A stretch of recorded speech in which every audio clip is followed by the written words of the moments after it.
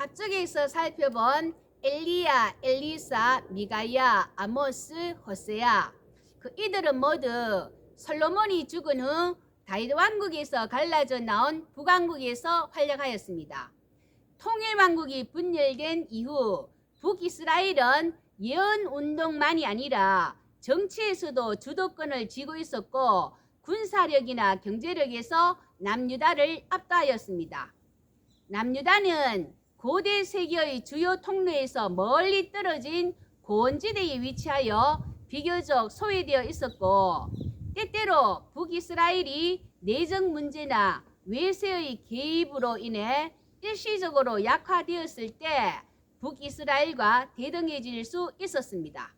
하지만 북이스라엘이 폭력과 업무에 의한 왕위 계승과 경제적 불균형이 심했던 반면 남유다는 정기간을 통하여 단일 왕조인 다윗 왕조가 지켜졌고 북이스라엘보다는 사회적 평등을 보존할 수 있었습니다. 이러한 정치적 안정은 야훼께서 다윗과 특별한 언약을 맺었다는 신학적 확신을 통해 뒷받침되고 있습니다. 북이스라엘 여로보암 2세가 죽은 후 북왕국이 급속히 쇠퇴하자 남유다는 다윗과 솔로몬의 시대에 버금가는 국력과 영향력을 자랑하는 위치로 올라섰습니다. 북이스라엘의 시므리 7천하였는데 남왕국 북왕국을 통틀어서 50년 이상 재위 기간을 보낸 왕이 남유다에 두 사람이 있습니다. 므낫세 55년, 우시야 52년. 자, 우시야 왕입니다. 역기야 26장 8절 암몬 사람들이 우시야에게 조공을 바치매 우시야가 매우 강성하여 이름이 애굽 변방까지 퍼졌더라. 26장 13절 그의 휘하의 군대가 13만 7,500명이라 근장하고 싸움에 능하여 왕을 도와 적을 치는 자이며 경제적으로나 군사력에서 전성기를 맞이하였습니다. 잘 나갈 때 조심해야 합니다.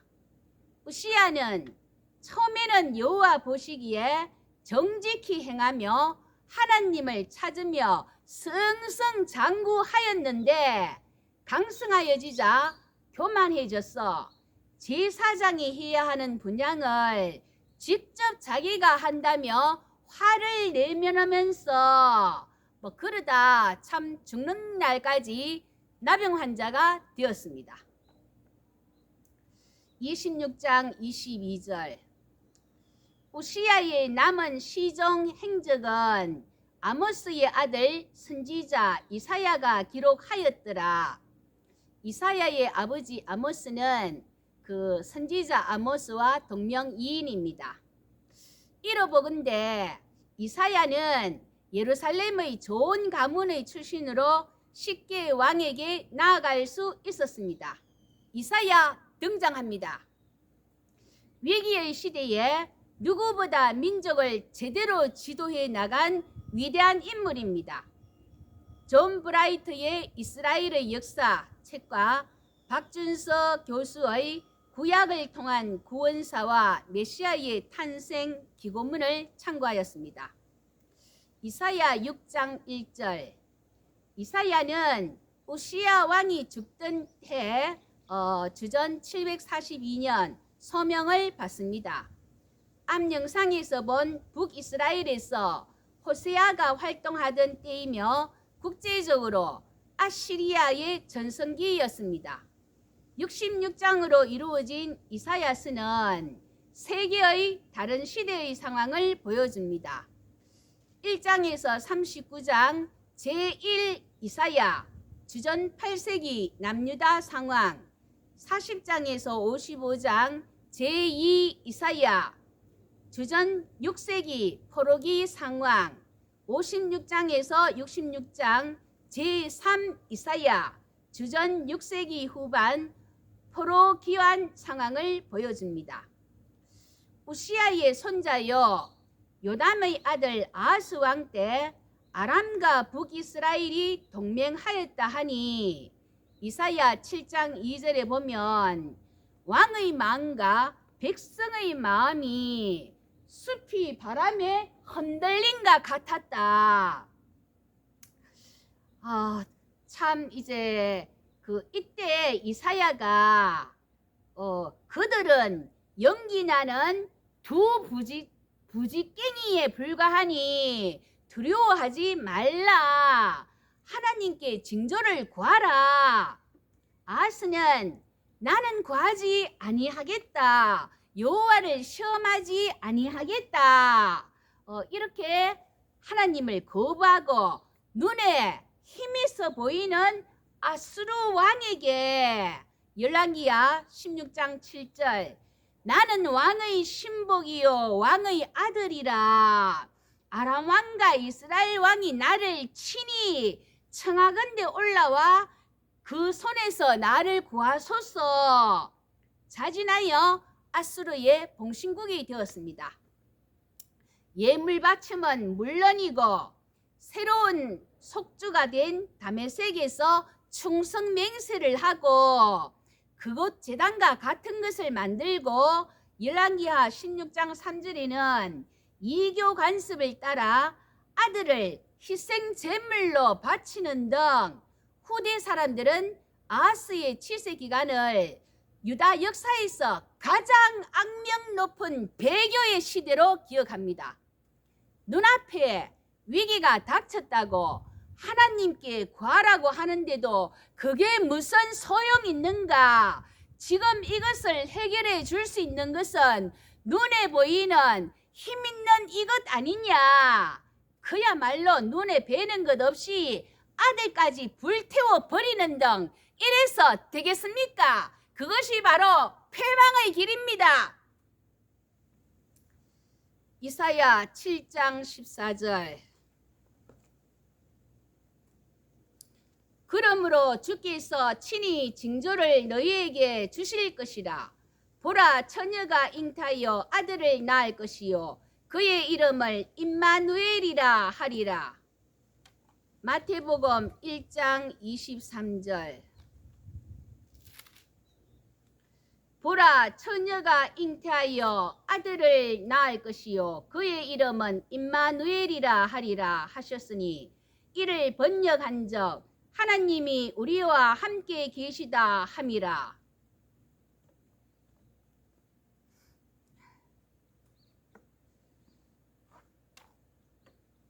이사야 8장 8절 9절 10절을 보면 너희 민족들아 함성을 질러 보아라. 그러나 끝내 패망하리라. 너희 허리를 동이라. 그러나 끝내 패망하리라. 임마누엘이여 그가 펴는 날개가 내 땅에 가득하리라. 이는 하나님이 우리와 함께 계심이니라. 임마누엘이여. 이사야 6장 13절 그 중에 10분의 1이 아직 남아 있을지라도 이것도 황폐하게 될 것이나 밤나무와 상수리 나무가 배임을 당하여도 그 그루터기는 남아 있는 것 같이 거룩한 씨가 이 땅의 그루터기니라 하시더라. 이사야의 메시지에는 아하스 왕 때도 히스기야 왕 때도 시종일관 하나님만을 의지하라. 그러면 하나님께서 함께 하실 것이라. 친아시리야 반아시리야 모두 옳지 않다. 하나님만 신뢰하고 나아가라. 이사야는 외쳤습니다. 언젠가 비극의 불길에서 약속을 받게 될 순수한 남은 자, 역사의 종말에 이스라엘을 구원하고 이 땅에 하나님의 통치를 확립하러 오실 분에 대한 갈망이 깃들어 있었습니다. 이미 아람과 북이스라엘 전쟁 중에 에돔과 에세온 게벨의 항구를 비롯하여 우시야가 획득한 이방 영토를 모두 잃었고 다시 되찾을 수 없었으며 아시리아가 요구하는 곡물이 파탄을 가져올 정도로 엄청났습니다. 거기에다 아하스의 이교 반등으로 여호와의 언약을 깨트리게 되니 유다 사회를 근본적으로 위협할 수밖에 없었습니다. 이사야가 본 유다 사회는 이사야서 5장 7절.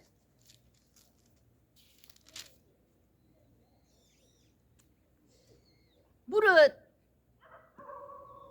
만군의 여호와의 포도원은 이스라엘 족속이요 그가 기뻐하시는 나무는 유다 사람이라. 그들에게 정의 미시파트 정의를 바라셨더니 도리어 포악이요 미시파흐. 그들에게 공의 체다카를 바라셨더니 도리어 부르짖음 차아크이었도다.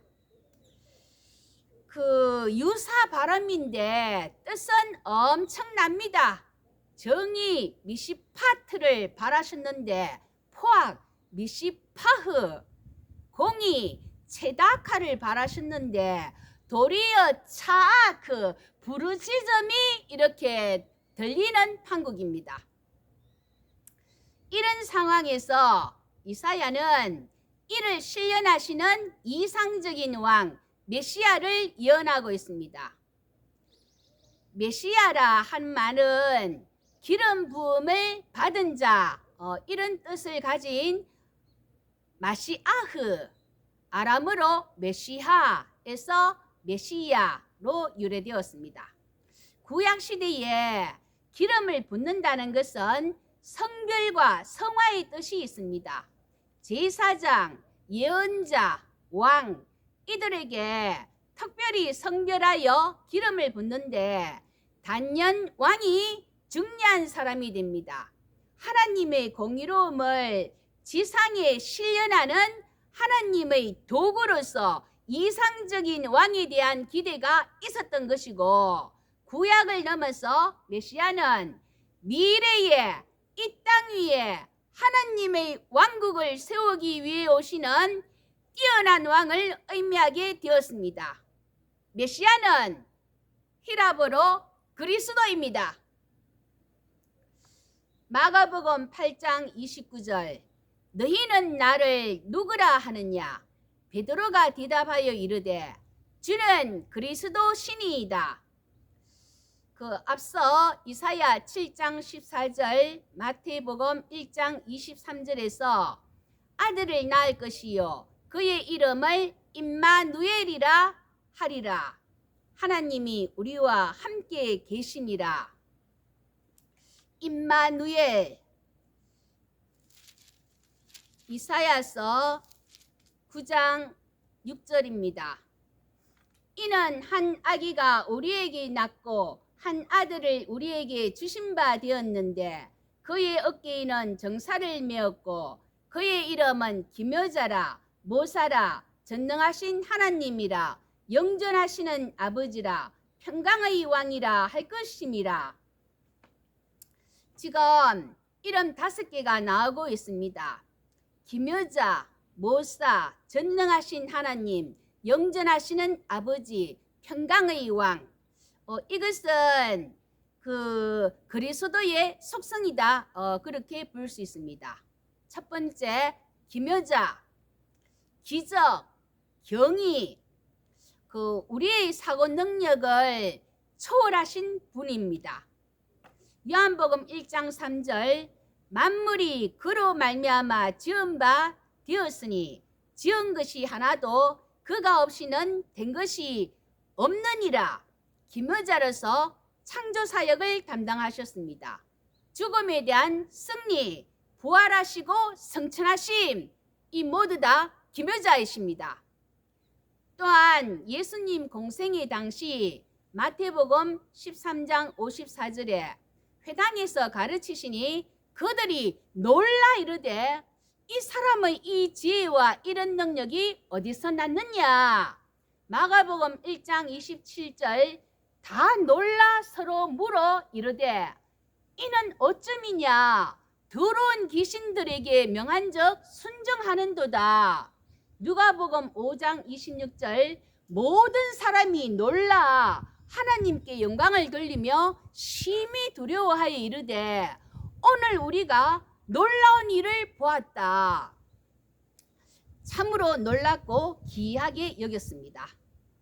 두 번째, 모사, 로고스, 지혜.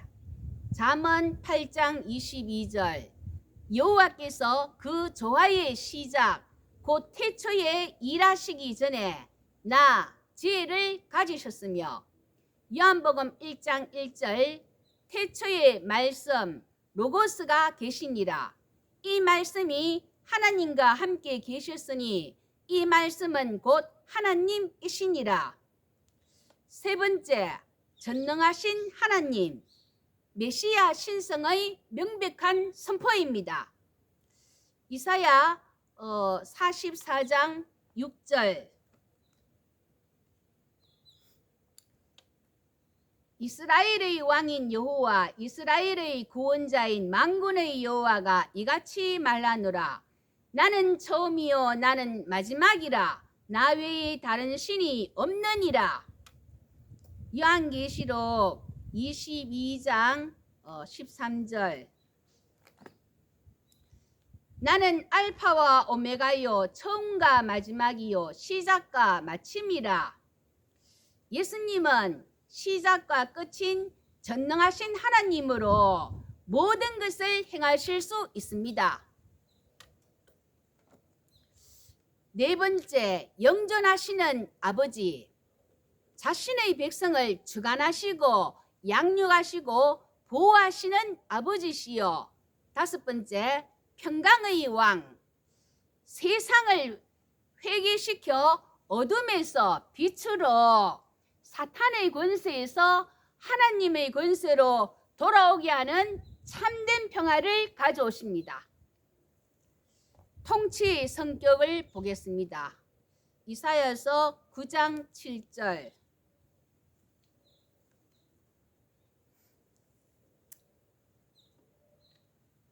그 정사와 평강의 더함이 무궁하며 또 다윗의 왕자와 그의 나라에 군림하여 그 나라를 굳게 세우고 지금 이후로 영원히 정의와 공의로 그것을 보존하실 것이라. 만군의 여호와의 열심히 이를 이루시리라. 우리 앞서 5장 7절에서 정의를 바랐는데 포악, 공의를 바랐는데 부르짖음이 있었다. 그렇게 얘기를 했습니다. 혹시라도 자신의 부와 권력을 가지고 힘없고 가난한 사람들을 억압하고 불공정하게 함으로 자아카, 부르짖음이 이렇게 있을 때에 공의로우신 주님은 악한 자들을 패망케 하십니다. 통치의 성격은 정의, 미시파트와 공의, 체다카로 그것을 영원히 보존하십니다. 이사야 11장 1절에서 5절은 메시아의 통치와 유다왕의 통치를 비교하고 있습니다. 11장 2절 그의 위에 여호와의 영, 곧 지혜와 총명의 영이요 모략과 재능의 영이요 지식과 여호와를 경외하는 영이 강림하시리니. 이사야 66장 1절 주 여호와의 영이 내게 내리셨으니 이는 여호와께서 내게 기름을 부으사 가난한 자에게 아름다운 소식을 전하게 하려 하심이라. 나를 보내사 마음이 상한 자를 고치며 포로된 자에게 자유를 갇힌 자에게 노임을 선포하며. 그대로 누가복음 4장 18절 나를 보내사 포로된 자에게 자유를 눈먼 자에게 다시 보게 함을 전파하며 눌린 자를 자유롭게 하고 주의 은혜의 해를 전파하게 하려 하심이라. 21절 이에 예수께서 그들에게 말씀하시되 이 글이 오늘 너희기에 응하였느니라 하시니, 이사야가 말씀한 이러한 의로운 왕은 다음 왕위에 오를 왕에 대한 기대의 근거가 되어 현재의 왕이 비록 불의한 왕이라 할지라도 다음에 오를 왕은 공의로운 왕일 것이다 하는 기대를 했습니다. 이러한 기대는 새로운 왕이 등장할 때마다 실망으로 이어졌고, 그러다가 주전 587년 바벨론에 의해 유다 왕국은 시드기야 왕을 마지막으로 다윗 왕조는 끝이 났습니다. 바벨론 포로 생활 가운데서도 에스겔은 다윗 왕조가 회복되는 꿈을 버리지 않았지만 역사의 흐름에 따라 회복될 가능성은 희박하게 되어갔습니다. 그리하여 왕에 대한 기대는 다윗 왕위에 앉을 의로운 왕, 메시아, 여기서부터 하나님께서 온 인류를 구원하기 위해서 보내실 만왕의 왕, 더 메시아 올 것을 대망하게 되었습니다. 즉 메시아 기대 사상으로 변하였습니다. 마침내 때가 참에 하나님은 그 메시아를 땅에 보내주셨습니다. 갈라디아서 4장 4절, 때가 참에 하나님이 그 아들을 보내사 여자에게 나게 하시고 대망하던 그 메시아, 천사들의 나팔 소리와 함께 천군 천사의 호의를 받으면서 위험에 찬 제왕의 모습으로 오신 것이 아니라 베들레헴 말 구유의 아기의 모습으로 오셨습니다. 미가서 5장 2절, 베들레헴 에브라다야, 너는 유다 족속 중에 작을지라도 이스라엘을 다스릴 자가 내게서 내게로 나올 것이라. 그의 근본은 상고의 영원에 있느니라.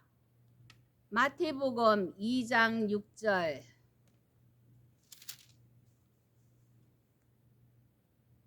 또 유대 땅 베들레헴아, 너는 유대 고을 중에서 가장 작지 아니하도다. 내게서 한 다스리는 자가 나와서 내 백성 이스라엘의 목자가 되리라 하였음이니라. 비로소 이사야의 예언이 성취되었습니다. 이분은 살아계신 하나님의 아들 그리스도입니다.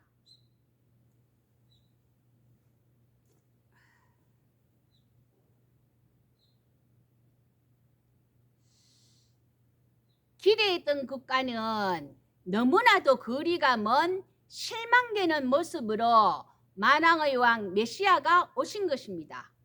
그러기에 요한복음 1장 10절에서 11절, 세상은 그를 알지 못하였고 영접하지 않았습니다.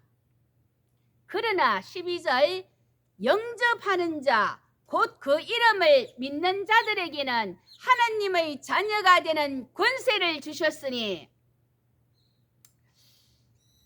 메시아가 오심으로써 모든 인류에게는 하나님의 자녀로 복받을 수 있는 길이 활짝 열렸습니다. 예수님이 이 땅에 오심으로써 흑암에 행하던 백성이 큰 빛을 보게 되었고, 사망의 그늘진 땅에 거주하던 자에게 빛이 비치도다 그대로입니다. 예수님이 이 땅에 오시고 복음을 전하시고 십자가에 달리셨다가 부활하심으로 온 인류를 구원하셨습니다. 할렐루야! 현실의 상황이 어둡고 암담하고 비록 우리가 미미한 존재일지라도 그분은 우리의 흑암을 걷어내고 밝은 빛을 주십니다. 어떠한 경우에도 이 사실을 잊지 말고 희망의 끈을 놓치지 말고 예수만 바라보고 나아갑시다. 승리합니다. 일찍이 아브라함을 부르실 때 너는 복의 근원이 될지라 땅의 모든 족속 온 인류가 너를 인하여 복을 얻을 것이다. 이는 온 인류를 향하신 하나님의 뜻을 실현하는 구원 역사의 출발점이었습니다. 그리스도 곧 메시아가 이 땅에 오신 사건은 하나님께서 이미 계획하셨던 인류 전체에 대한 구원의 계획이 실현된 것입니다. 마태복음 1장 21절 아들을 낳으리니 이름을 예수라 하라. 이는 그가 자기 백성을 그들의 죄에서 구원할 자이심이라 하니라. 아멘. 기쁘다 구주 오셨네. 만백성 맞으라. 온 교회여 다 일어나 다 찬양하여라. 다 찬양하여라. 다 찬양하여라.